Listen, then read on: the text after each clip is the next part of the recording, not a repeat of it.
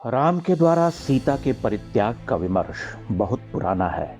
इस प्रसंग को आधार बनाकर हजारों पृष्ठ रंग दिए गए हैं। जिन्होंने राम को मलिन करने की दृष्टि से इस प्रसंग पर विचार किया है, वे राम के प्रति कितने कठोर हुए हैं, यह समझना बहुत मुश्किल नहीं है। भर्त्सना और धिक्कार तो पूछिए मत। और जो इसके अंध विरोध में उल्टे सीधे तर्क प्रस्तुत कर स्वयं को विद्वान सिद्ध करने में लगे हैं, वे भी कहीं न कहीं चूक ही रहे हैं। यद्यपि बहुत सारे लोग मानते हैं कि उत्तरकांड एक क्षेपक है, यानी बाद में जोड़ा गया है।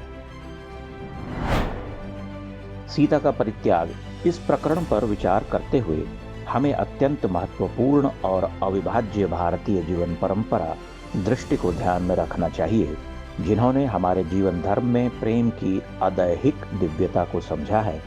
वे स्थिरचित्त होकर राम के प्रति समर्पित रहे हैं। यही वो महत्वपूर्ण कारक है जिसने राघव को हमारी चेतना में प्रतीक पुरुष के रूप में स्थापित किए रखा। उद्भट विद्वानों कवियों तक का साहित्य उस दिव्यता को धूमिल न कर सका है। वाल्मीकि रामायण में सीता के लिए राम का उत्कट अनुराग है, किंतु वह अनासक्ति और निर्लिप्ति से नियंत्रित है। वह अनासक्ति कोई ऊपर से ओढ़ी हुई चारित्रिक गंभीरता नहीं, अंतरंग है, आत्मा रूप। जहां राम सीता के लिए विलाप करते हैं, जहां राम सहज रूप से सीता को अयोध्या में छोड़कर वन जाना चाहते हैं, साथ रहना या अकेला हो जाना दो अलग मनः स्थिति होकर भी अलग नहीं है। क्योंकि सीता जितनी अकेली या राम युक्त हैं, राम भी उतने ही अकेले या सीता सहित है। निराला लिखते हैं कि सीता के राममय नयन, या राम से कहलवाते हैं जागी पृथ्वी तनया कुमारी का छवि अच्युत। ध्यान रहे, राम नवविवाहित थे, तथापि 14 वर्ष के लिए वन जाते हुए उन्होंने सीता को साथ ले जाने से मना कर दिया था। स्पष्ट है, उन्हें देह की कोई कामना नहीं थी।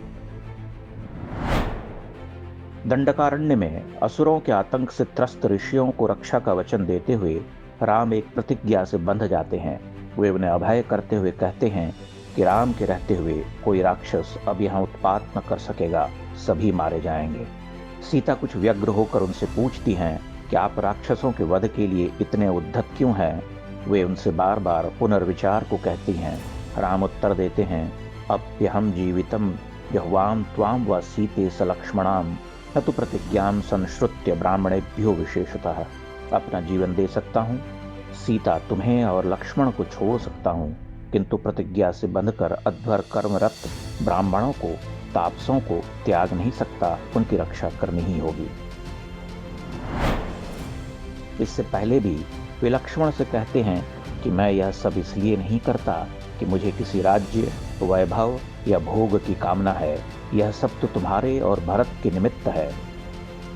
धर्मम अर्थम च कामम च पृथ्वीम चापि लक्ष्मण इच्छामि भवताम अर्थे एतत् प्रतिशृणोतु मे। राम और सीता कोई दैहिक सत्ता या दंपति मात्र नहीं है, वे अविभाज्य युगल हैं। उन्हें मॉडर्न हस्बैंड वाइफ के मॉरल चश्मे से देखना विचित्र है। कृष्ण संभवतः इसे अधिकार से प्रमाणित करते हैं। राधा या गोपियों के त्याग से निष्काम प्रेम का उदाहरण है यह। बुद्ध में भी यही असंपृक्त प्रेम है। आदिशंकर में भी यह समान रूप से स्थित है। राम, कृष्ण और बुद्ध अपनी सहचरी प्राणवल्लभा को छोड़ते हैं।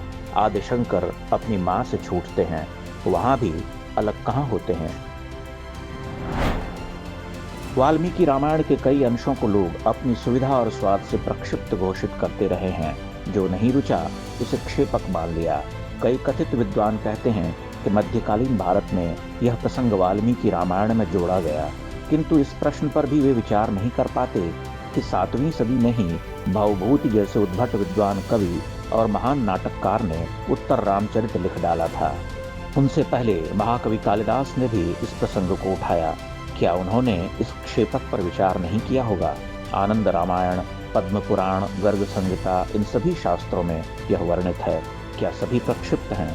इतने लंबे कालखंड में किसी बड़े विद्वान मर्मज्ञ शास्त्रज्ञ ने इस प्रक्षेपण को उधेड़ने में रुचि क्यों नहीं ली?